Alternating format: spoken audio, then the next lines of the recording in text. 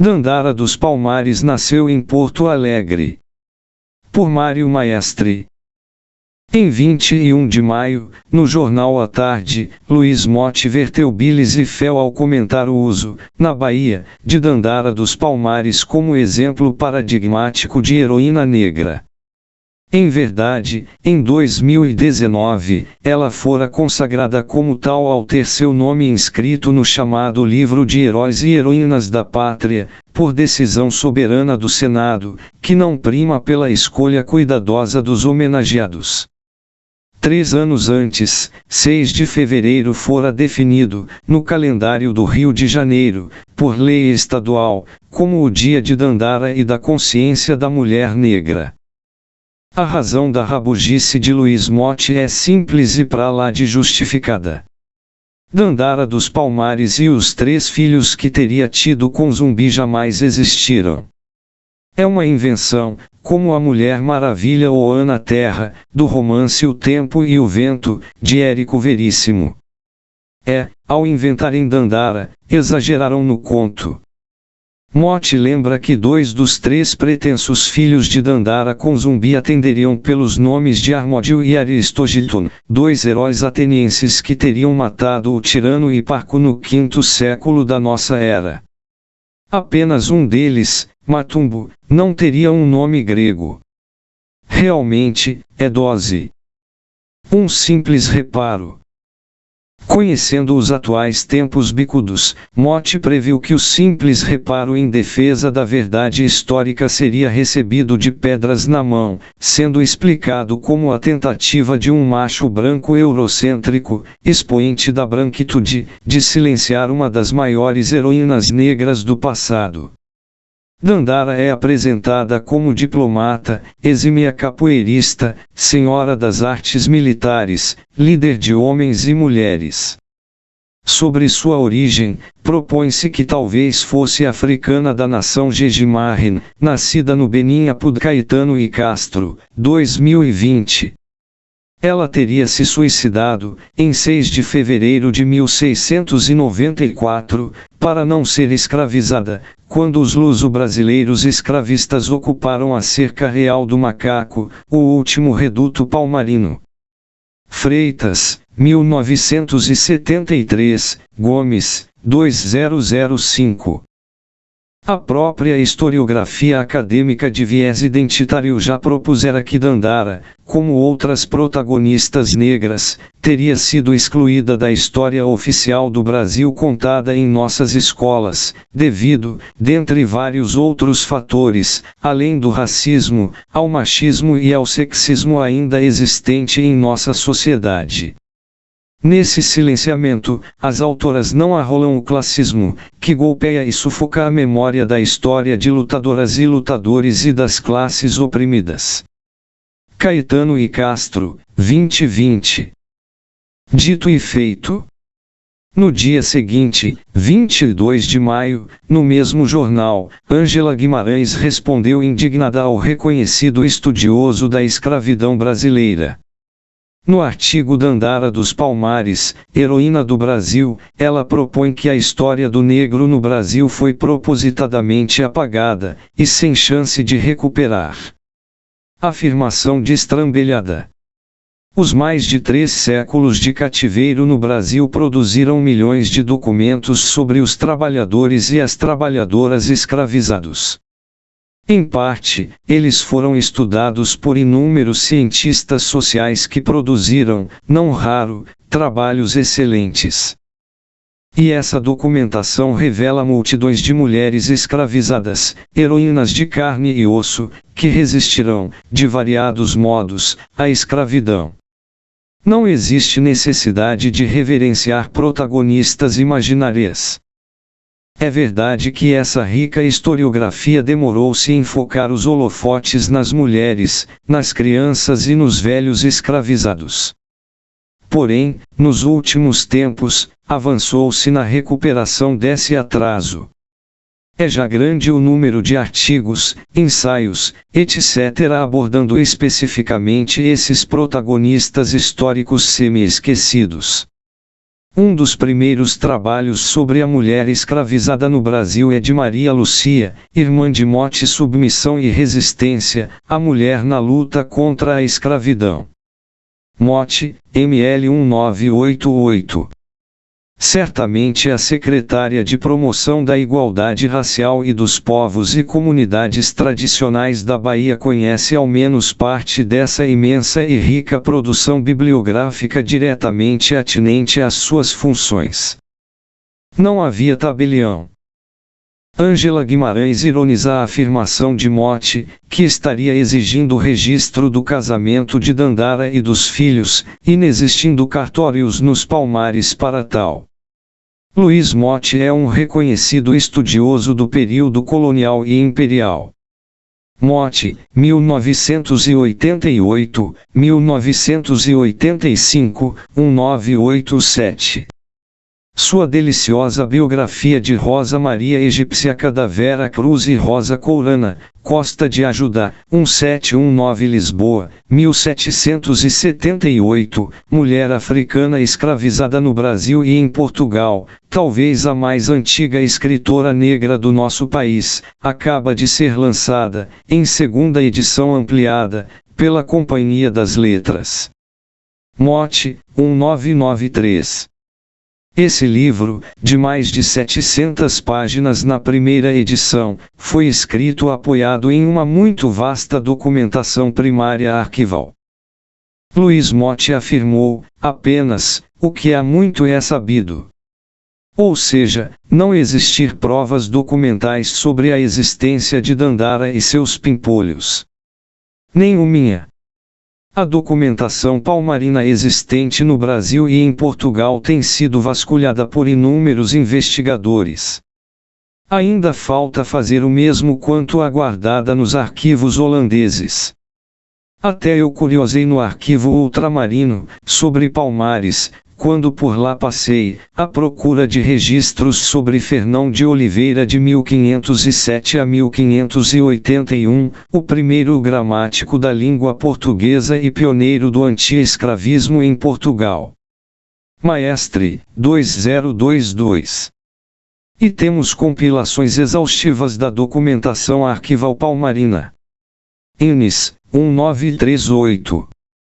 Resumindo, como proposto, até hoje, ninguém encontrou referência a Dandara ou a qualquer outra esposa ou esposas do último comandante militar de Palmares.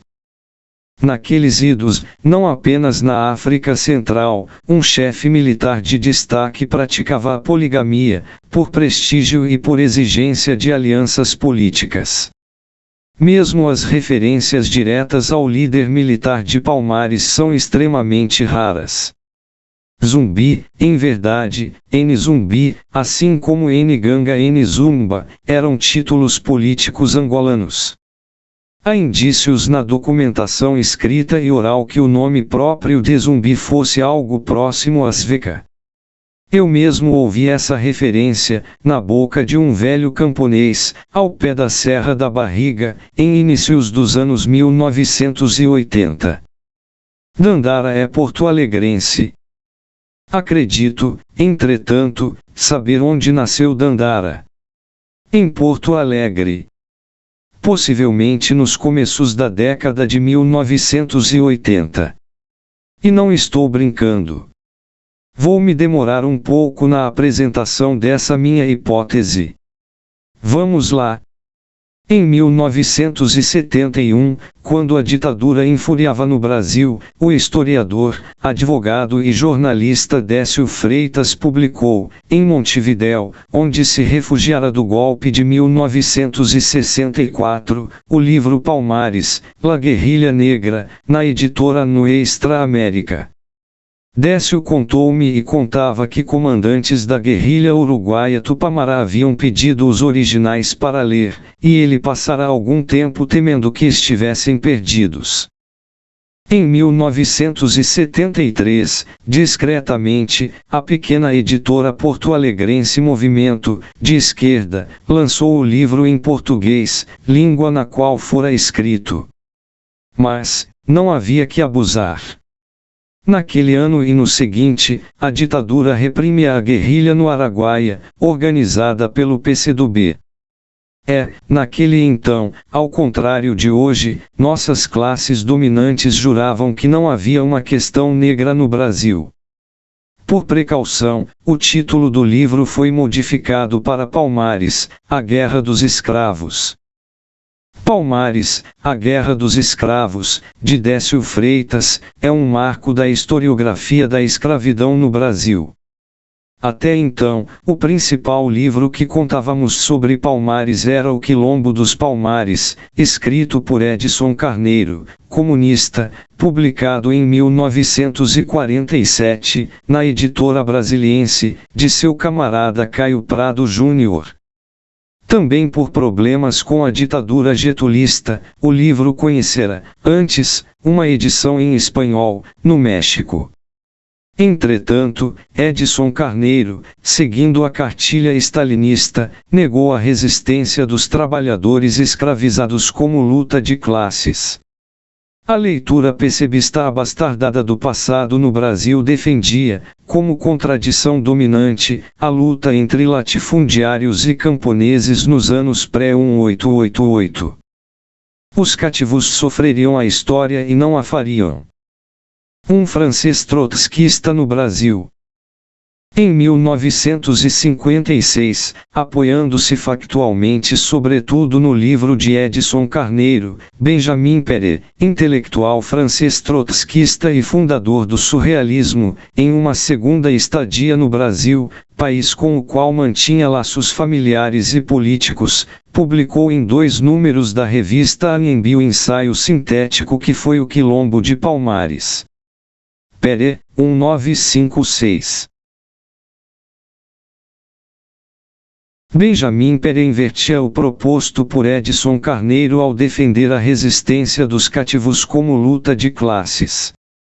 Propôs, igualmente, que a vitória de Palmares, que via historicamente como impossível, teria avançado o desenvolvimento da antiga formação social brasileira. O que era uma revolução epistemológica. O artigo foi literalmente cancelado e esquecido. O trabalho de Péret foi apresentado, em livro, apenas meio século mais tarde, pela editora da UFRGS, em edição preparada e apresentada por Robert Pongi e por mim. Péret, 2002. Em 1952, o jovem comunista Clóvis Moura, desrespeitando as diretrizes partidárias, concluiu a redação do livro Rebeliões da Senzala, Quilombos, Insurreições, Guerrilhas. Nele, propunha igualmente a resistência servil como luta de classes e o caráter escravista do Brasil pré-1888. Clóvis foi desestimulado na redação do livro por Edson Carneiro e, quando pronto, teve sua publicação rejeitada pela Brasiliense, de Caio Prado Júnior. Ambos eram camaradas, no PCB, de Clóvis Moura, que terminou migrando, de Mala e Cuia, para o PCdoB. Rebeliões da Senzala foi publicado apenas em 1957 na pequena editora Zumbi, de curta vida e menor alcance. Maestre, 2022.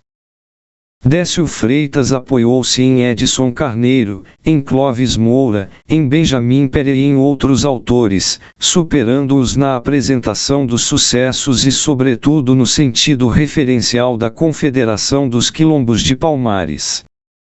Para tal, serviu-se sobretudo da já importante documentação editada conhecida. Construiu, assim, a primeira leitura exaustiva dos Quilombos de Palmares, em um viés marxista, como parte da luta de classes de uma sociedade colonial luso-brasileira escravista. Radical e inovador. O livro, redigido por jornalista de texto cintilante, profundo conhecedor da história do Brasil, acabou tendo um importante sucesso de público, apesar de divulgação restrita e do silêncio da imprensa castrada pela ditadura. Sobretudo, é importante compreender o momento e o objetivo daquele livro. Décio Freitas escreveu Palmares, a Guerra dos Escravos como parte da luta contra a ditadura. Relatava a saga de uma resistência armada decenal dos explorados contra os exércitos luso-brasileiros, sob a direção de um general dos oprimidos. Tratava-se de um livro dirigido para o grande público de esquerda, sem notas de pé de página.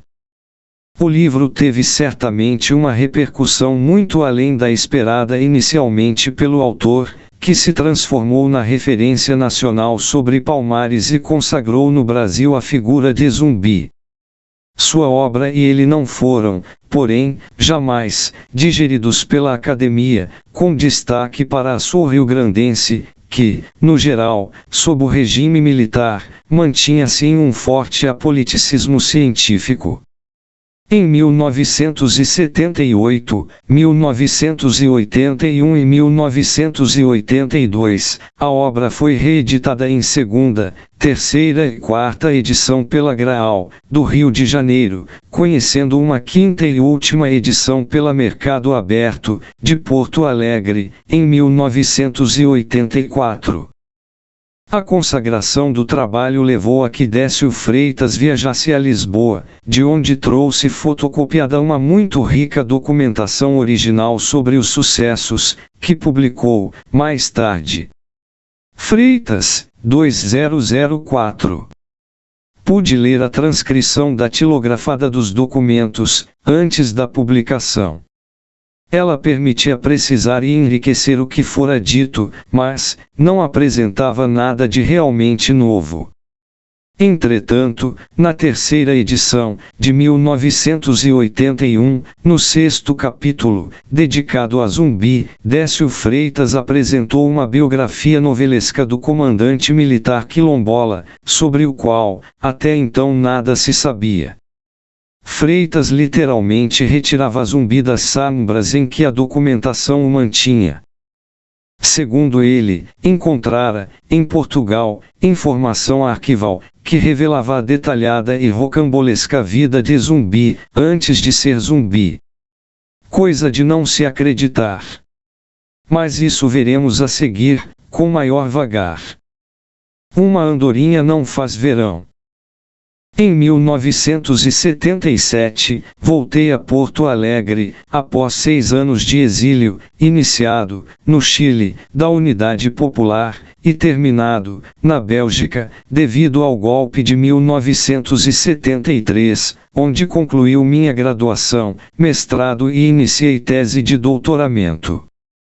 Ainda em Bruxelas, Rogério, meu irmão menor, me presenteara o livro de Décio sobre Palmares, que me causara forte impressão, pela forma e conteúdo. Sobre a história do Brasil, eu sabia pouco. Em minha dissertação, tratara da história da África negra pré-colonial, nos séculos XV e XVI, sobretudo nos territórios da atual Angola. Maestre, 1978.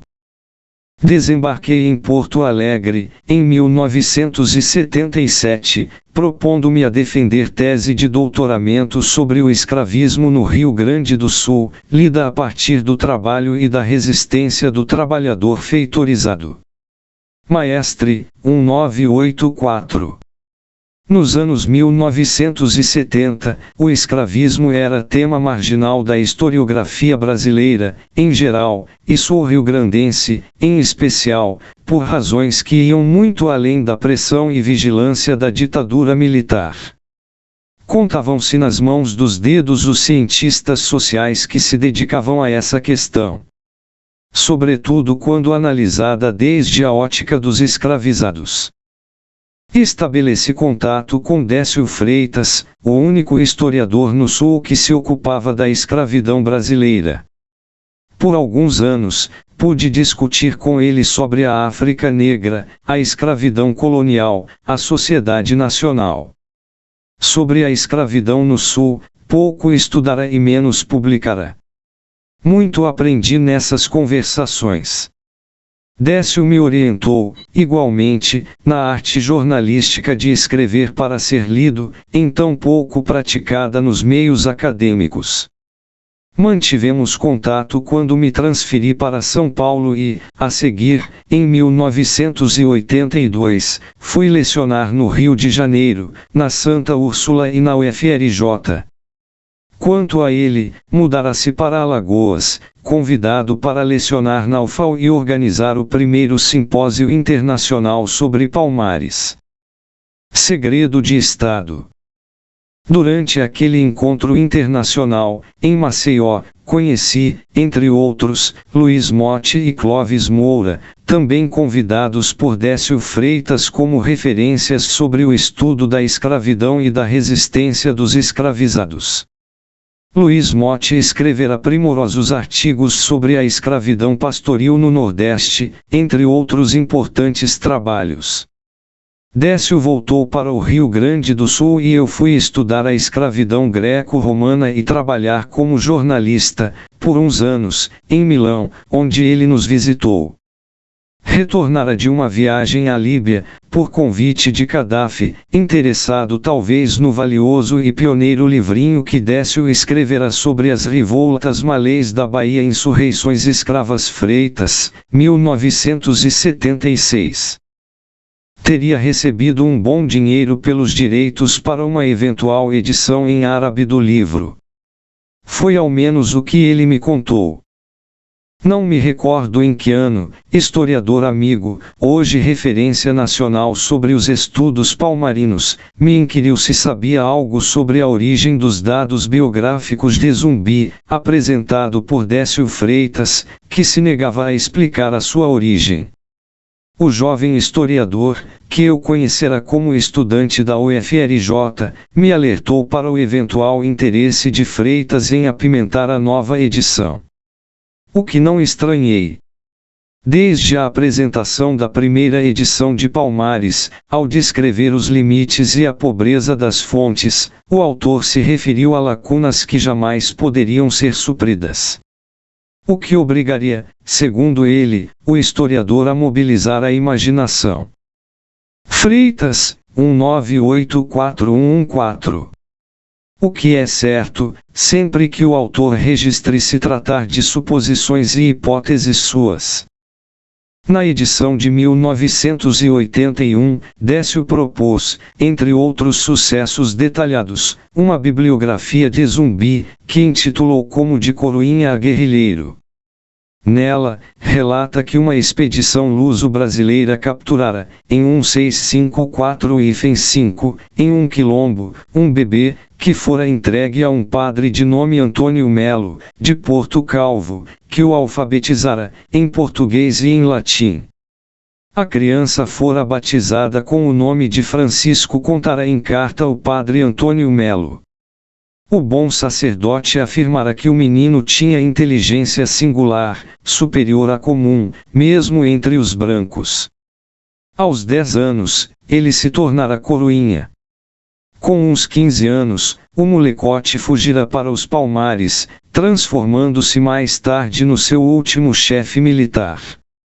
Mas não se mostrara ingrato, pois visitara seu preceptor, por 3 vezes, para ajudá-lo economicamente. Freitas, 1984, 116-7. Essas informações, Décio afirmou ter obtido em cartas do pároco, que jamais mostrou a ninguém. Seguindo por essa estrada, em 1986, no livro Brasil Inconcluso, propôs a existência de uma compilação de leis palmarinas, escrita possivelmente por Zumbi, que ele considerava ter sido a primeira Constituição do Brasil. Freitas, 1986, 13, Silva, 2016. A narrativa já era, de per si, inverossímil. Não se trazia, jamais, um bebê de expedição enviada contra quilombos da Serra da Barriga. Não tinha valor nenhum e atrapalhava a difícil caminhada na mata. Palmares jamais foi um estado centralizado. Foi formado por quilombos autônomos, federalizados para defenderem-se dos ataques holandeses e luso-brasileiros. É uma contradição propor uma Constituição, ainda mais escrita em português, para a população iletrada, que, em grande parte, possivelmente não dominava aquela língua, vivendo em quilombos, distantes e autônomos, praticando uma economia sobretudo de subsistência.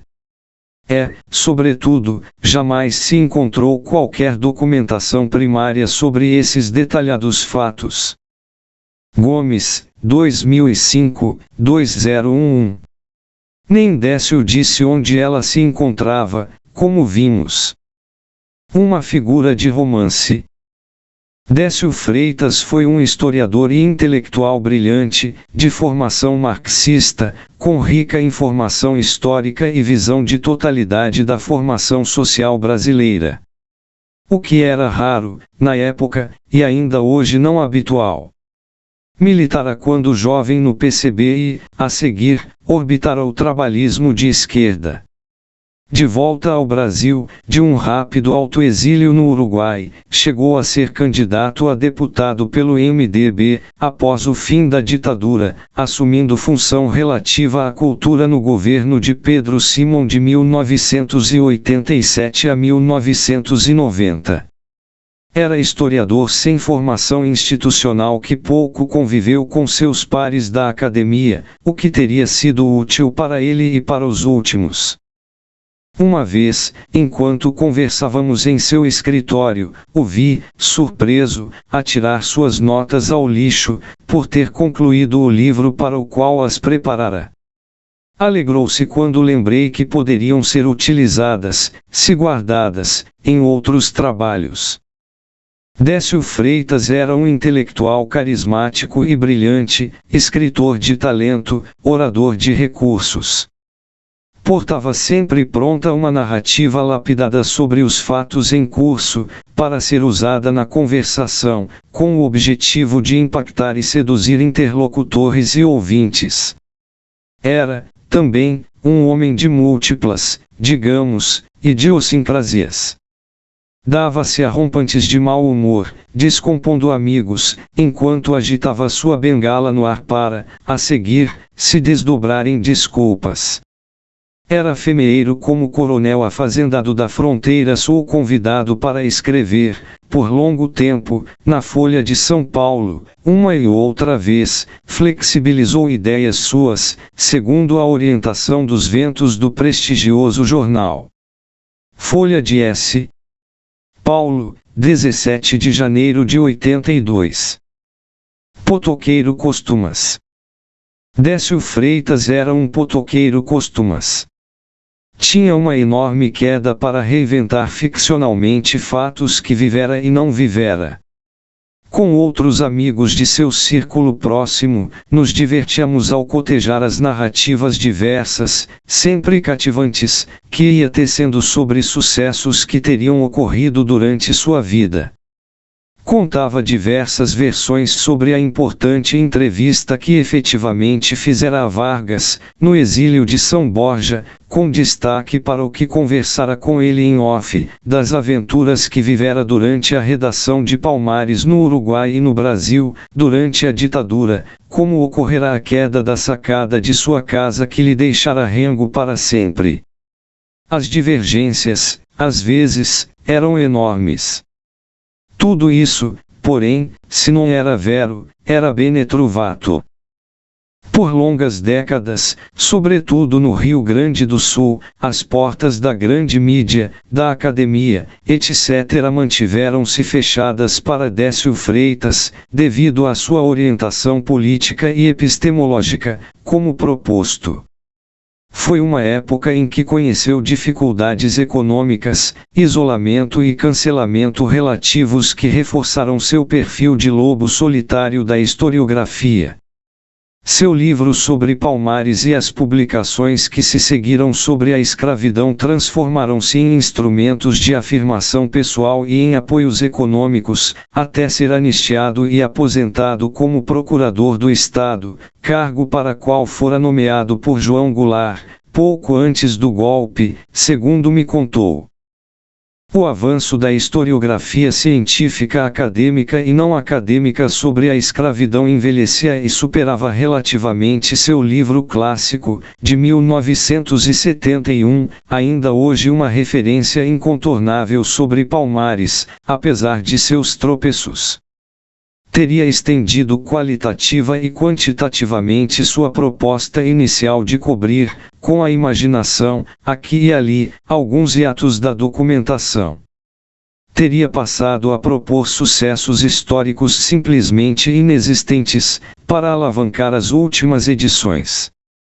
Como uma multidão de intelectuais de esquerda, Décio Freitas sofreu a usura do avanço da direita e recuo da esquerda através do mundo, nos anos 1980. No fim daquele decênio, quando da vitória histórica da maré neoliberal mundial, assinalada pela dissolução da URSS e pela restauração capitalista dos estados de economia nacionalizada e planifica, Freitas trocou de trincheira, sem aviso, ou quase. Literalmente de um dia para o outro. Maestre, 2023. Deu as costas ao marxismo, ao socialismo, à esquerda e ao movimento social que abraçara, desde sua juventude, por decisão sua, por quase meio século. Décio Freitas aprestava-se a cumprir 70 anos. Definitivamente, decidiu-se não ficar com as cascas, no que lhe restava de vida. Aos vencedores, as batatas. Do dia para a noite, Décio Freitas se transformou em intelectual orgânico da direita sul-riograndense, propositor e defensor ardiloso do que havia de mais reacionário. Passou a disparar sobre tudo que se movia. Seus serviços qualificados foram reconhecidos. Foi-lhe cedida, creio que até a sua morte, página dominical de destaque no jornal do principal grupo de comunicação liberal do sul do Brasil, que o convidava a miúde para falar na sua rádio e televisão. Passou a ser conferencista requisitado. Escreveu, com um sucesso imediato de vendas, livros que navegavam despudoradamente entre a literatura ficcional e a historiografia. Trabalhos indignos de sua produção intelectual anterior. Jurando, sempre, de mãos juntas, serem trabalhos historiográficos, apoiados em documentação que, mais comumente, não indicava com precisão onde se encontrava. Com as costas quentes, podia dizer o que quisesse, impunemente. Escreveu o homem que inventou a ditadura no Brasil. Uma obra achincalhando Júlio de Castilhos, o político positivista que, quando e após 1889, derrotou a oligarquia latifundiária e modernizou em um sentido capitalista o Rio Grande do Sul. Nessa obra, apresentou como se fossem dos personagens históricos aos quais se referia, entre ele Castilhos, sucessos e sentimentos seus, reais ou imaginários, que me confidenciara, em detalhes, anos antes. Alguns, repetidas vezes. Tive que me esforçar para terminar de ler esse livro ideológico, rapidamente esquecido. Entretanto, já vi o livro citado como fonte historiográfica. Dandara dos Palmares, que já é apresentada como a primeira e a única mulher de Zumbi, nasceu, certamente, em inícios dos anos 1980, em Porto Alegre, na máquina de escrever de Décio Freitas, no seu apartamento na Avenida Independência, diante da Santa Casa de Misericórdia. Onde se inspirou, está ainda por ser acertado. Os filhos, Aristogitone e Motumbo, que teriam sobrevivido à queda de Palmares e às mortes dos pais, não sei se foram inventices apenas do Décio ou nasceram e foram aleitados pelo costume de que, quem conta um conto, aumenta um ponto. Muito logo teremos netos e bisnetos, de Zumbi e Dandara, e por aí vai. Hoje, para esse tipo de leitura do passado, a imaginação é o limite. Com essas violências, se lança mais uma pá de cal sobre a história da resistência gloriosa das mulheres e dos homens escravizados do nosso passado. Ao escrever esse comentário, confesso que senti uma profunda saudade de Décio Freitas. Do primeiro, é certo. O segundo, conheci de longe e prefiro esquecer. Codiponte, Itália, 28 de maio de 2023.